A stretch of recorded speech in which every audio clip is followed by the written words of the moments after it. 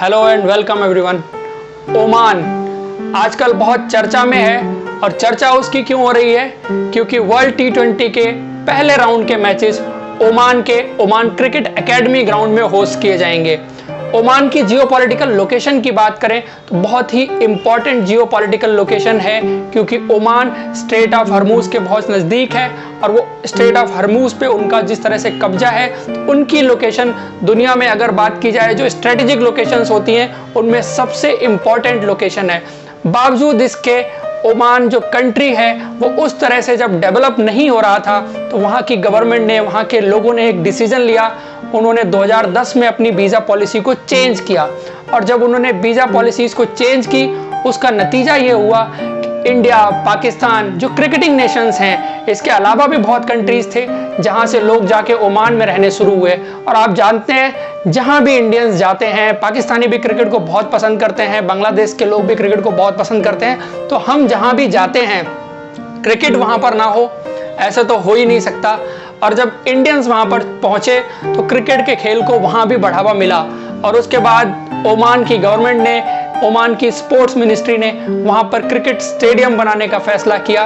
2012 में Oman cricket ground, जिसकी बात हम कर रहे हैं, ओमान क्रिकेट एकेडमी, ये बनकर तैयार हुआ। इसके बनने के पीछे की कहानी बड़ी दिलचस्प रही, क्योंकि जब ये बनना शुरू हुआ तो जब स्टेडियम बनना होता है तो उसके लिए चाहिए होता है फंड और ज़मीन, दोनों चीज़ें। तो वहाँ की जो स्पोर्ट्स मिनिस्ट्री थी उसने ज़मीन दी और कॉर्पोरेट फंडिंग के जरिए उसके लिए पैसा जुटाया गया और फिर जाके स्टेडियम बनना शुरू हुआ और 2012 में जाके स्टेडियम बन गया।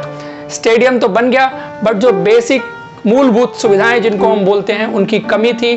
फ्लड लाइट्स लगी 2015 में और जब अभी वर्ल्ड T20 का अनाउंसमेंट हुआ, ICC के इवेंट का अनाउंसमेंट हुआ कि वर्ल्ड T20 का पहला राउंड ओमान क्रिकेट एकेडमी के ग्राउंड में खेला जाएगा, तो ICC ने ओमान क्रिकेट बोर्ड को बोला कि आपको थोड़े से स्पेक्टेटर के लिए भी बैठने की जगह का इंतजाम करना है।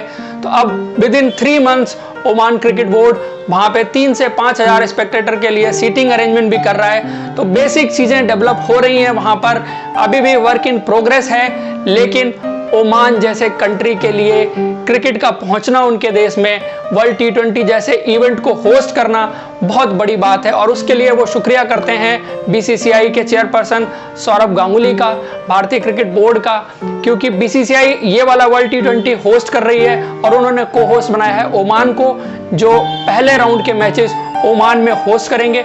आपको सिचुएशन का पता है कि BCCI IPL UAE में करा रही थी और IPL UAE में होने की वजह से वहाँ पे ग्राउंड्स की शॉर्टेज हो रही थी। BCCI को एक अल्टरनेट वेन्यू चाहिए था जहाँ पर वो T20 वर्ल्ड कप के पहले राउंड के मैचेस करा सकें, तो वो वेन्यू चुना गया ओमान। अभी तक जितनी भी क्रिकेट ओमान के क्रिकेट ग्राउंड पे हुई है, एसोसिएट नेशंस ने क्रिकेट खेली है। 2019 का जो साल था, यहाँ पर पहली बार क्रिकेट हुई और जनवरी 2021 में ओमान क्रिकेट एकेडमी को टेस्ट क्रिकेट खेलने के लिए ICC ने हरी झंडी दे दी और उसके बाद अब यहाँ पे इस ग्राउंड पे टेस्ट क्रिकेट भी खेली जा सकती है। तो ये थी ओमान क्रिकेट ग्राउंड के बारे में जानकारी आपको अच्छी लगी हो तो आप वीडियो को लाइक करें और हमारे चैनल को अब तक अगर आपने सब्सक्राइब नहीं किया है तो प्लीज़ हमारे चैनल को सब्सक्राइब करें। हम इसी तरह के वीडियोज़ आपके लिए लेके आते रहेंगे। जुड़ने के लिए शुक्रिया, थैंक यू।